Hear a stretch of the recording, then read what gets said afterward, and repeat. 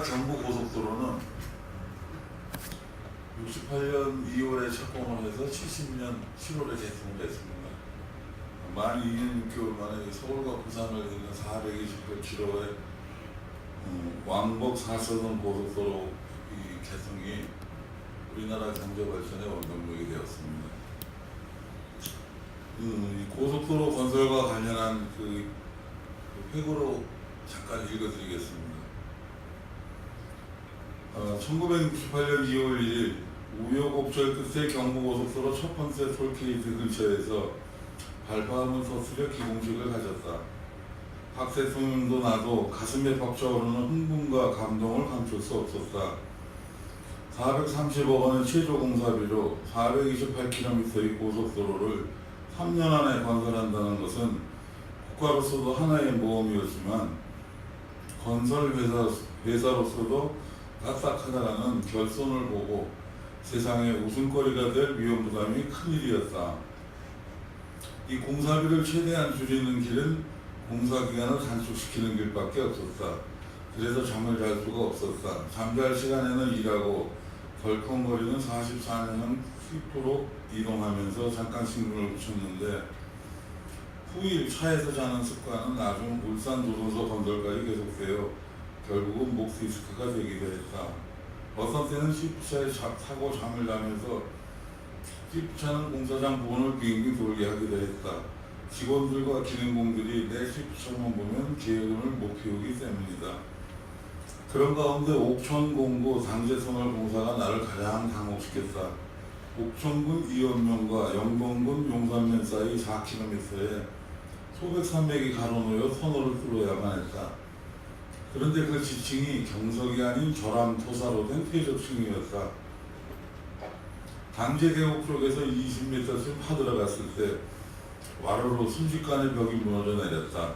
어떻게 피할 틈도 없이 낙관 사고로 인부 3명이 죽고 하나가 부상당했다. 그 후로도 낙관 사고는 빈번했고 이 용수 때문에 바위를 드러내던 인부들이 10여 미터씩 나가 떨어지기도 했다. 공사 진도는 하루에 2m 정도, 나쁜 날은 30cm가 고작이었다. 잦은 낙관 사고의 위험을 느낀 인부들이 하나둘 떠나기 시작했다.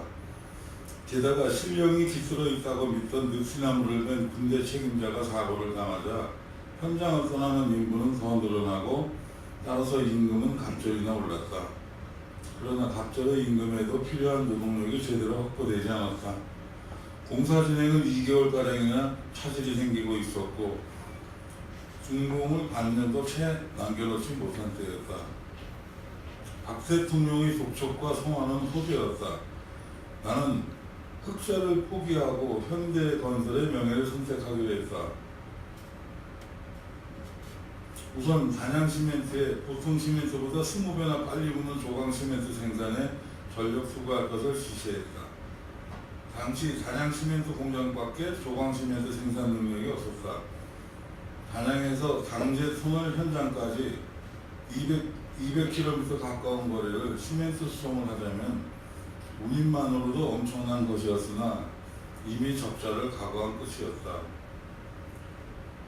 작업조를 2개조에서 6개조로 늘려 500여 명의 인부들이 개미처럼 달라들어 골을 파들어갔다. 문자 그대로 돌관 작업이었다. 이 돌관 작업은 장비와 인원을 한꺼번에 투입해서 공사를 말합니다.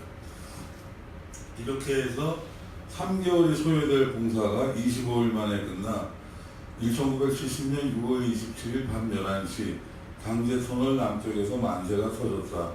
이로써 경부고속도로 마지막 공사이자 안재희 공사했던 당제터널 상행선이 개통을 보게 되었다.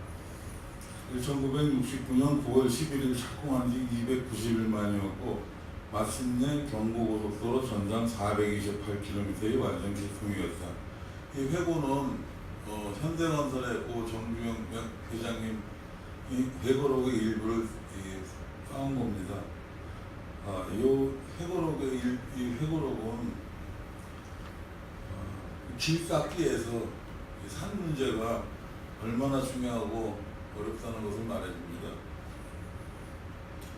우리 마음에 주님의 길을 닦는데도 마음의 높이 솟은 산들을 뚫고 깎아내는 그런 작업이 있어야 합니다. 그러면 우리 마음에서 깎아내야 할 산들은 무엇입니까? 첫 번째로 교만의 산입니다. 오늘 본문 5절에 모든 산과 작은 산이 낮아지고, 여기서 산은 우리의 교만을 가리킵니다. 산이 낮아진다는 것은 교만한 마음을 제거하라는 뜻입니다. 열등감이 나 스스로 하나님의 일을 하지 못하게 만드는 것이라면, 이 교만은 다른 사람이 하나님 일을 하지 못하도록 가로막는 요소입니다. 이 성경에서 죄에 대한 두 번째로 많은 단어가 교만이라고 합니다. 이 교만을 낮추어야 이 왕도를 걸을 수 있습니다. 고린도전서 10장 12절에 그런즉 선줄로 생각하는 자는 넘어질까 조심하라. 또 잠언 29장 23절에 사람이 교만하면 낮아지게 되겠고 마음이 겸손하면 영예를 얻느니라. 또 11장 2절에 교만이 오면 욕도 오거니와 겸손한 자에게는 지혜가 있느니라. 이 교만은 신앙의 적입니다. 이 마귀로 만드는 것이 교만이라면은 천사로 만드는 것은 겸손이라고 할 수도 있습니다. 이 교만의 높은 산을 깎아서 겸손의 평지로 올 때 예수님께서 우리 마음에 들어오십니다. 그러므로 높은 산과 같은 마음을 낮추시기 바랍니다. 이 산들은 낮아져야 하고 마음의 높은 산은 무너져야 합니다. 그냥 나는 죄인입니다, 나는 아무것도 아닙니다라고 고백하며 십자가 앞에서 더 낮아져야 합니다. 그래야 주님을 모실 수 있다는 말씀입니다. 야고보서 4장 6절에 하나님이 교만한 자를 물리치시고 겸손한 자에게 은혜를 주신다 하였느니라 하였습니다. 또 누가복음 14장 11절에 무릇 자기를 높이는 자는 낮아지고 자기를 낮추는 자는 높아지리라 하였습니다. 이 교만의 산을 깎아내리는 데는 말씀이라는 도구만이 가능합니다. 예레미야 선지자는 교만이란 바위를 쳐도 부수는 방망이라 하였고, 히브리서 4장 12절에서는 하나님의 말씀은 살아있고 활력이 있어 좌우에 날선 어떤 검보다도 예리하여 혼과 영과 및 관절과 골수를 찔러 쪼개기까지 하며 또 마음의 생각과 뜻을 판단한다고 하였습니다. 다시 말해서 교만이란 그 마음의 수술은 하나님의 말씀을 통해서만 가능하다는 말씀입니다. 이 교만이라는 언덕을 낮아지게 해야 비로소 겸손의 주님이 그 사람의 마음을 찾을 수가 있고 그 사람의 마음에서 산생할 수 있다는 것입니다. 높은 태백산맥에 있는 물도, 또 백두산에 있는 물도, 우리 한강물도, 또 산골짜기에 있는 시냇물도 전부 바다로 들어옵니다. 바다가 이 물을 받을 수 있는 이유는 제일 낮은 곳에 있기 때문입니다. 마음이 낮으면, 마음이 겸손한 마음이면 바다처럼 모든 마음을 다 품을 수 있습니다. 그런데 겸손은 하나님 앞에서 내가 어떤 사람인가를 볼 때 겸손해질 수 있습니다. 이 사람끼리는 서로 잘나고 싶어서 다른 사람의 자랑을 그대로 듣고 있지 못하고 나도 뭔가 자랑할 것을 찾게 됩니다. 그렇지만 천지를 창조하신 하나님 앞에서는 우리가 먼지만도 못하고 한 치 앞도 못 보는 연약한 있기에 하나님 앞에서는 자랑할 수가 없습니다. 그렇게 마음의 교만을 낮춰야 합니다. 그렇게 마음을 낮추는 사람이 모든 사람의 마음을 받을 수가 있습니다. 사랑하는 성도 여러분, 말씀으로 마음의 교만을 잘 깎아내려서 주님 모시기를 축복합니다. 두 번째로 삼력의 산을 낮추어야 합니다. 우리 마음 속에는 우리가 그동안 쌓아온 욕심의 산이 있습니다. 마태복음 23장 25절에 화 있을진저 외식하는 서기관들과 바리새인들이여 잔과 대접의 겉은 깨끗이 하되 그 안에는 탐욕과 방탕으로 가득하게 하는도다. 또 베드로후서 2장 14절에 음심이 가득한 눈을 가지고 범죄하기를 그치지 아니하고 굳세지 못한 영혼들을 유혹하며 탐욕에 연단된 마음을 가진 자들이니 저주의 자식이라 했습니다. 야고보서 1장 14절에서는 오직 각 사람이 시험을 받는 것은 자기 욕심에 끌려 미혹됨이니 15절 욕심이 잉태한 즉 죄를 낳고 죄가 장성한 즉 사망을 낳느니라 했습니다. 옛날 바닷가에 어떤 사람이 살았습니다. 그는 그 해오라기하고 친하게 돼서 그가 바닷가에 나가기만 하면은 해오라기가 날아와서 그의 어깨나 손 위에 이렇게 앉았습니다. 그는 그 이야기를 그 아내에게 했습니다. 그래서 이 아내가 그 해오라기 한 마리를 잡아오라고 했습니다. 이튿날 그 해오라기를 잡으려는 마음을 먹고 바닷가에 나갔는데 해오라기가 한 마리도 날아오지 않았습니다. 이것은 그에게 해오라기를 잡으려는 기심이 있었기 때문입니다. 이 기심이라는 것은 겉으로는 아닌지 하면서 속으로 품고 있는 사심, 이 상심을 말합니다. 옛날부터 이 조류들은 인간의 기심에 예민하다고 알려졌습니다. 구한말에 그 헌종, 철종, 고종 3대를 거쳐서 그 어전에서 판소리를 읊었던 이날씨라는 명창이 있었습니다. 이 명창이 새사령을 읊으면서 새소리를 냈으면은 주변에 뻐꾸기 등 많은 산새들이 날아와서 그를 에워쌌다고 합니다. 예술이나 신앙이나 이게 마음에서 기심을 없애면은 신묘한 경지에 이르러서 새와 사람 사이에 격의가 없어질 수 있다고 합니다. 새가 사람을 보고 피하는 것은 사람이 명예욕, 권력욕심, 그 다음에 위선, 시기, 모략, 음모 등 온갖 잡심을 품고 있기 때문이라고 합니다. 우리 주님도 우리 마음에 욕심의 산이 있으면 결코 오시지 않습니다. 갈라디아서 5장 16절에 내가 이르노니 너희는 성령을 쫓아 행하라 그리하면 육체의 욕심을 이루지 아니하리라 하셨습니다. 성령을 쫓아 행해서 우리 마음에 있는 탐욕의 산을 낮추시기 바랍니다. 마지막 세 번째로 이 염려의 산을 낮춰야 합니다. 우리 인간들이 마음속에 쌓고 있는 또 하나의 산은 염려, 근심, 걱정입니다. 누가복음 21장 34절에 너희는 스스로 조심하라. 그렇지 않으면 방탕함과 술 취함과 생활의 염려로 마음이 둔하여지고 뜻밖의 그날이 덕과 같이 너희에게 임하리라 했습니다. 또 12장 22절에 그러므로 내가 너희에게 이르노니 너희 목숨을 위하여 무엇을 먹을까 몸을 위하여 무엇을 입을까 염려하지 말라. 25절에 또 너희 중에 누가 염려함으로 그 길을 한 자나 더 갈 수 있느냐. 이어서 26절입니다. 그런즉 가장 작은 일도 하지 못하면서 어찌 다른 일들을 염려하느냐. 또 요한복음 14장 1절에 너희는 마음에 근심하지 말라. 하나님을 믿으니 또 나를 믿으라. 14장 27절에 평안을 너희에게 끼치노니 곧 나의 평안을 너희에게 주노라. 내가 너희에게 주는 것은 세상이 주는 것 같이 아니하니라. 너희는 마음의 근심도 말고 두려워하지도 말라 했습니다. 옛날 중국의 기나라에 너무 걱정을 많이 하는 사람이 살고 있었습니다. 이 사람은 하늘이 무너질까 봐 두려워서 잠을 자지 못하다가 이게 신경쇠약에 걸려서 죽고 말았습니다. 그래서 그때부터 이 쓸데없는 걱정이라는 뜻의 기우라는 말이 탄생했다고 합니다.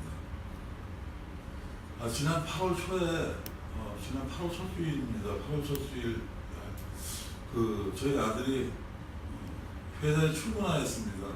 휴일인데 출근해서 그날 저녁에 이제 아이들은 집에 없고 아들 혼자만 있으니까 이제 엄마가 이제 아들 먹을 반찬하고 뭐 이런 거 싸가지고 아들 집에 저녁에 가는 중에 아들이 전화가 왔습니다.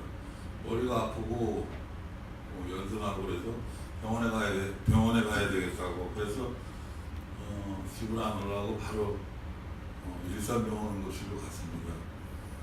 그때 그냥 가벼운 마음으로 그냥 머리도 아프고 열도 있으니까 뭐 해열제나 먹으면 되겠지 이렇게 가벼운 마음으로 갔는데 응급실에 이제 아들하고 아내하고 둘이 들어가고 저는 그때 데리고 갔던 강아지 데리고 병원 뒤에서 이렇게 산책을 했습니다. 그런데 1시간이 지나도 연락 오고 한 2시간 거의 다 돼서야 아내한테서 전화가 왔습니다. 그 머리가 아프다고 해열제를 두 개인가 3개가 맞았는데 열은 안 떨어지고 애는 머리가 아프다고 하니까 뇌 CT를 찍어보자고 해서 뇌 CT를 찍었는데 머리에 혹이 있다고 MRI를 찍으러 가야 된다고 그러면서 전화가 왔습니다. 그래서 그 아내한테 그 전화를 받는 순간에 두 다리에 힘이 쫙 빠지고 그래서 그냥 그대로 주저앉았습니다. 뭘 어떻게 해야지 아무런 생각도 안 나고 어떡하지 그러다가 내가 이제껏 살아오는 동안 내가 선하게 살지는 않았지만 그래도 그렇게 악한 짓은 안 하고 살았는데 하는 그런 마음이 들고 더군다나 저희 아들은 저보다는 덜 악하게 살아왔을 텐데 그건 내가 아는데 왜 이런 일이 벌어졌는가 왜 이럴까 계속 걱정만 이어지다가 잊을 때가 아니라 목사님한테 전화해서 기도를 받아야 되겠다 그래서 10시 좀 넘은 시간에 전화를 드렸는데 전화를 목사님이 안 받으셨습니다.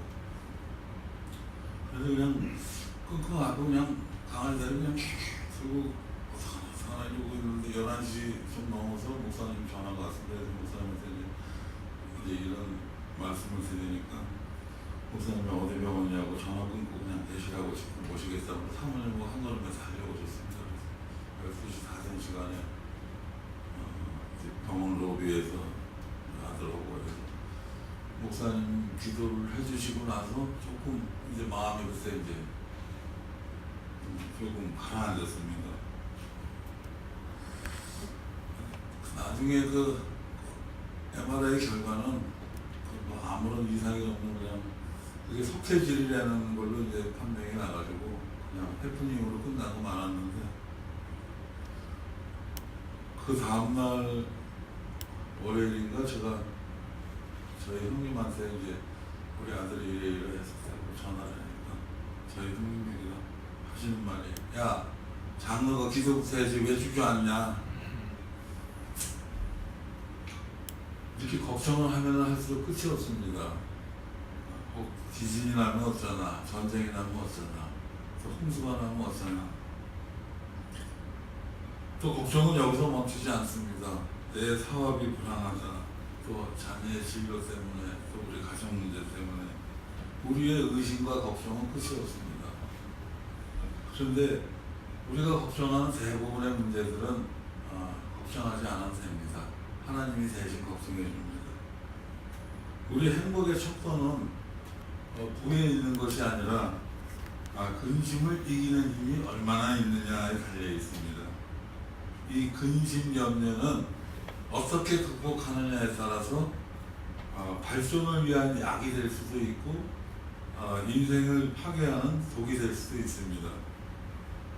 이 근심을 극복하는 가장 슬기로운 방법은 하나님께서 알려주셨습니다. 빌립보서 4장 6절 첫째 하나님의 명령으로 아무것도 염려하지 말고 두 번째 모든 일에 기도와 간구로 세 번째 하나님께 감사함으로 하나님께 아뢰라고 했습니다. 또 그 다음 근심 자체를 잊어버리는 것을 소망입니다. 또 부지런히 자기 생활에 충실하는 태도가 이 근심을 치유하는 가장 훌륭한 의사가 됩니다. 흐르는 물 속에서 이끼가 낄 틈이 없듯이 땀 흘려서 일하는 사람에게는 근심이 찾아올 겨를이 없습니다.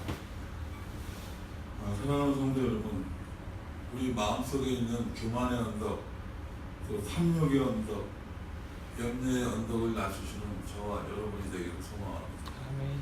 기도하겠습니다.